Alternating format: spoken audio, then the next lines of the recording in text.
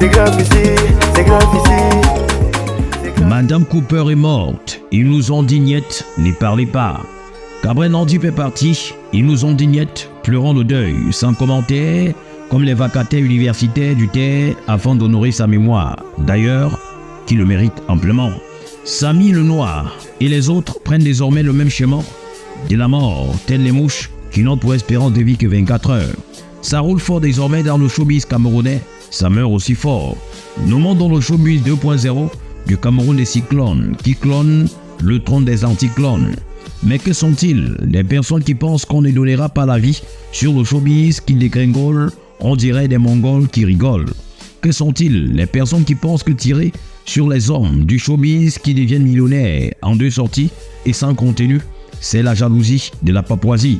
Que sont-ils? Les personnes qui montent les groupes pour s'attaquer à qui ose dire « Tenez-vous bien car la nouvelle vague du showbiz camerounais n'est que vague vide, transvide qui rend vide l'espoir d'une jeunesse remplie de largesse du copier-coller. » Le circuit du showbiz, cuit comme des biscuits, on dirait des courts-circuits dans un micro-circuit. Les morts surprises méprisent nos douleurs éprises. Les stars d'un jour secret, ayant pour témoin seul Dieu connaissant la source de leur mort. Madame Cooper, Cabrel Nandip, Samy le Noir et j'en passe sont les personnes du showbiz ayant bénéficié de la tontine qu'est la mort.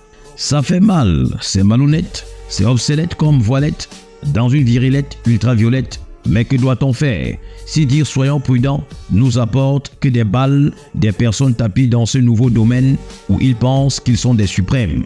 On peut être des suprêmes dans le connaître tout à la Sabito. Dire faites attention à la jeunesse qui est à 70% concentrée sur les plateformes Facebook comme des books, c'est sans savoir les balles qu'ils envoieront à ton endroit sur l'appréciation de ces mêmes personnes converties en leurs followers, alias les books qui diront Aka, Roosevelt la dérange trop, c'est même qui d'ailleurs.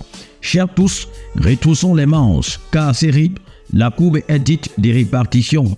Allez demander à Thalès, il vous dira qu'il s'agit d'une courbe dite des distributions des richesses.